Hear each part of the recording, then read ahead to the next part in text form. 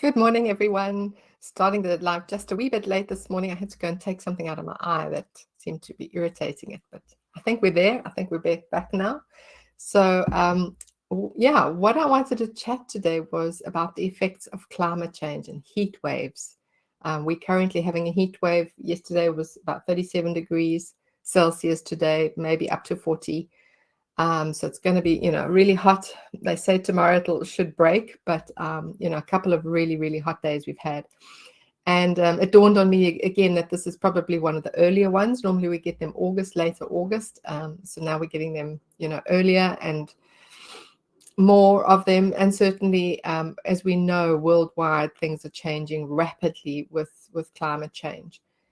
In South Africa, where my hometown is, where my brother is still living, I believe they had snow the first time in, I don't know, 60 years or something. They've had snow, so it's weird. It's for sure, we know that climate change is on the way. We're starting to feel the effects more and more. And today was a particular day where I noticed it even more. So I really woke up. I hadn't slept well in the night. It was really hot, even though we had the fans on and things. It was still, I felt pretty warm. We don't have air conditioning inside the house. We've got one or two smaller units that we can use to cool a room, but it's not general air conditioning.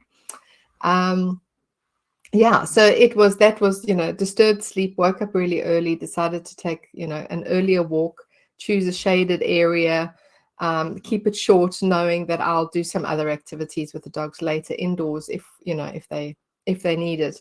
But maybe we just need to all just, pass out and chill. And so I wanted to talk a little bit about some of the effects that climate change has, or heat waves, or extreme temperatures as such.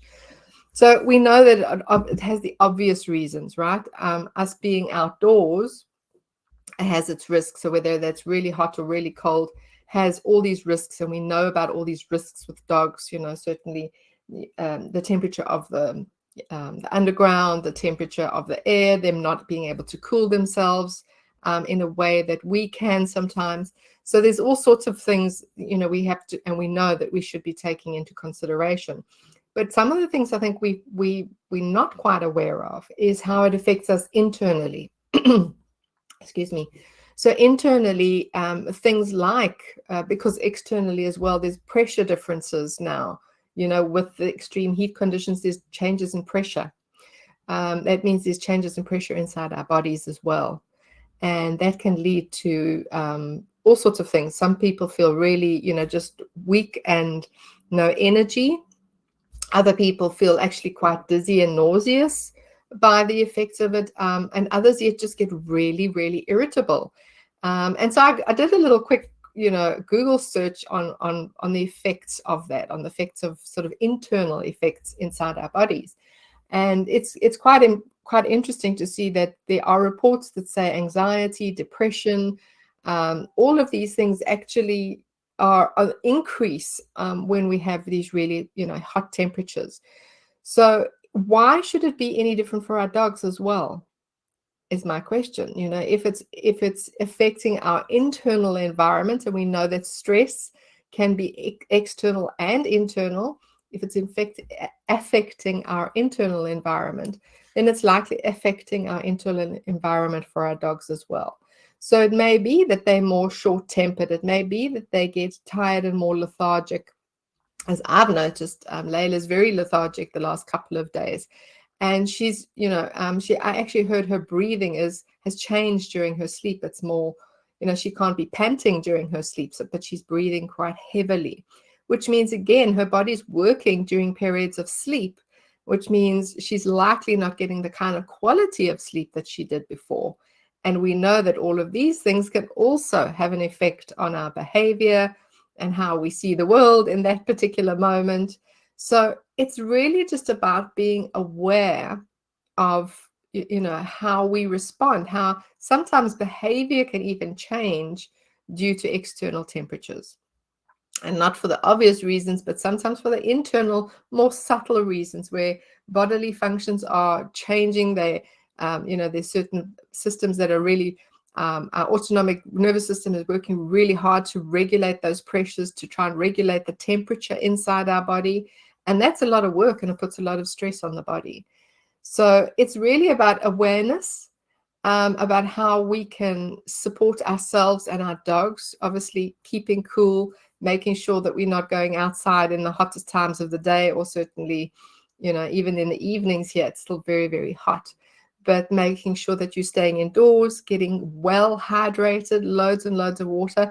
And if your dog doesn't, necessarily drink a lot of water, I suggest adding something like a bit of yogurt or milk if they like, or perhaps even some bone broth in there, just to get your dog's extra liquid and water intake into their body. Remember the foods that you eat, cooling foods. We want to stick to cooling foods. And if you remember, I'll actually make a list of it below here, all the cooling foods as far as the TCM, the Chinese traditional medicine, goes. What's cooling to our body, what's warming to the body. We don't want to feed extra warming foods into the body, which gives an extra load for the dog or us, to try and regulate and to try and process that extra heat inside the body. So those are some of the things to be aware of, because I just think going forward, this is not going to get any easier. I don't think, it's probably likely going to get worse fairly quickly. We're going to have more of these extreme temperatures. We're going to battle with, the heat, how to keep cool in that heat. Obviously, if you have air conditioner and that kind of thing, but then the costs of that, running those things, the costs of heating homes and cooling homes is rising. And so this brings in the next factor, which is all the mental stress that comes around with this. Like, how am I going to do this? How am I, we can't afford air conditioning, or the electricity bills are so high already, or things like this. What about, we see things that we know that climate change is coming. We can feel the physical effects of it. But how does this start affecting our mental processes, our thoughts, and our fears that start arising? I met one lady on our walk today, which was really interesting, because she was on the same walk as me, and she stopped me and she said, I have to show you, I've seen a snake, a huge snake. Now, snakes are here in Austria, but they're pretty rare. We don't often see them. I've seen once or twice on very hot days as well. I've seen them come out. But generally, they shy, they stick to their thing. And we have very few poisonous snakes. I think there's only one that I know of that's, sort of a really a poisonous snake, but the rest are pretty harmless. Anyway, so she stopped me. She said, I have to show you this picture of the snake. And she showed me the picture, which she had seen on the walk just a few, 100 meters before that. And it was a really big one. I must be honest, it's the biggest one I've ever seen in Austria. As she showed me, it sort of came across the path and then curled up in the grass and then sort of went off again. And she managed to catch it on video. And she said, watch out for your dogs going off leash here. And I said, yes, of course. Thank you for the warning. But I just commented and I said, wow, that's the biggest snake I've seen here since I've been living in Austria. And she said, yeah, with climate change, we're going to get bigger snakes, more species coming in that weren't here before. And I could just see this whole fear pattern going off, through her mind, her body, her thoughts, her, everything she was thinking about in that moment. And yeah, it was really interesting, because I thought, wow, I got caught up in that conversation as well with her. It was like, oh yes, we've got so many more ticks and so many more insects and that kind of thing. So I got caught up in that loop as well. And then afterwards I had to really look at where my thought patterns were going and how that was serving me in the moment, which again makes us realize that it can really, things like this can trigger all sorts of fears and all sorts of emotions and all sorts of thoughts that bring on patterns of fear during this time, during times of heat, extreme heat or extreme cold or whatever that may be, or just change in general. It doesn't have to be brought on by extreme weather. It's just, the general, our world is changing at such a rapid rate. And there's constantly weird and wonderful things going on in the world all the time. So it's just important the awareness is important of how this can affect us, how this can affect our physical health, how this can affect our mental health, and how this can affect our social behaviors in a way that, as I said, we could get more grumpy, irritable. Science is showing that there's more figures of anxiety and depression when it's really hot. So it's just really interesting that this is a possibility, but not to get scared, not to make it a fear. Awareness is first key. And then you say, well, how am I going to handle this? How am I going to deal with the kind of change that is happening? The kind of fears that do pop up from time to time. How am I dealing with this? How am I able to bring myself back to balance, to ground myself, to center myself, to help me get through these times in a way that's going to serve me and my dogs. All right, your dogs as well. They're going to be affected by all of this. They're affected by our thoughts and emotions. They've got their own stuff going on as well, as I said. So it's really just about awareness, about flexibility, about not getting sucked down into the fear of things, but more of, okay, this is what's happening. This is what's going on for me. What am I going to do about it? How am I going to try and work through this? Or is there something, dig into your holistic toolkit if you need to find support for yourself. If you need, I walked under the most beautiful oak tree and beech tree this morning. They just called out to me, and the oak just called out patience to me. And the beech tree, I know, is for tolerance and flexibility. And I just stood under there for a minute, and I just, embraced that tolerance, that flexibility, and the patience that these beautiful trees were reminding me of.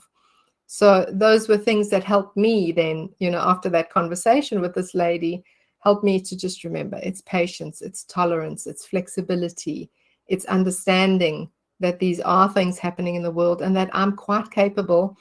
I have everything inside me that I need to help me to get through this, to understand ways and learn ways to help my dogs and I and my family to cope better during these situations.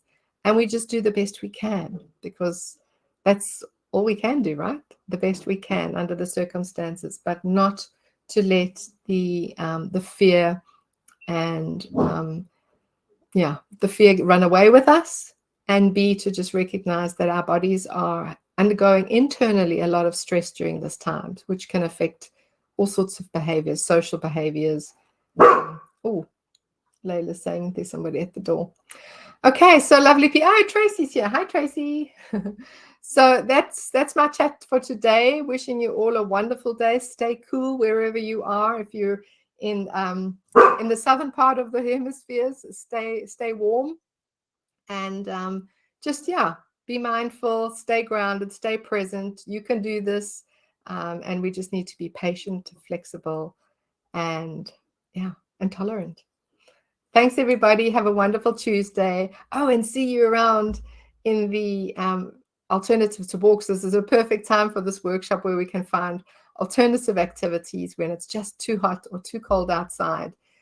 We can find all sorts of things to meet our needs, to meet our dogs' needs. And at the same time, remember, we need to help them get cool foods, lots of hydration, and the best amount of sleep. They're going to need more sleep perhaps than normal because of the quality of sleep may not be that great. Good. Thanks, everybody. Have a wonderful day, and I look forward to some comments down below. See you then. Bye-bye.